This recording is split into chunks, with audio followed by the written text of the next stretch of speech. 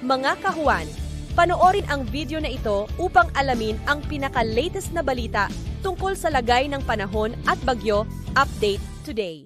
Base po sa ating latest satellite imagery, wala naman po tayong binabantayan na sama ng panahon, LPA o bagyo sa loob o labas ng ating area of responsibility at hindi natin inaasahan na magkaroon po tayo ng bagong sama ng panahon within the next 3 to 5 days. Although meron tayong tatlong weather systems na magdadala po ng mga pag-ulan sa ating bansa.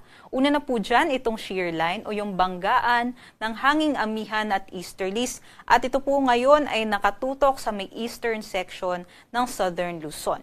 Samantala, yung amihan natin patuloy pong bumubugso ang nakakaapekto sa malaking bahagi naman ng Luzon. And then yung easterlies o yung hangin galing po sa karagatang Pasipiko ay nagdadala nga ngayong umaga ng mga pag-ulan sa malaking bahagi ng Visayas and Mindanao.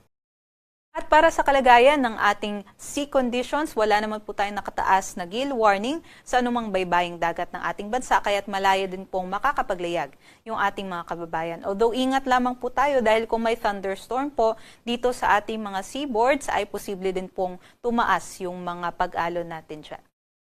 At for the next few days, especially bukas na araw po ng pag-ibig, Valentine's Day, inaasahan naman po natin na mas magiging mataas po yung tsansa ng mga pag-ulan natin sa may eastern section ng ating bansa. Dulot po either ng shear line dito sa may northern Luzon area or ng easterlies naman dito po sa may Visayas and Mindanao area. Pero pagsapit naman po ng Sunday hanggang Tuesday, inaasahan naman po natin na mas magiging maganda po yung ating panahon liban na lamang sa mga thunderstorm activities, especially sa hapon at sa gabi.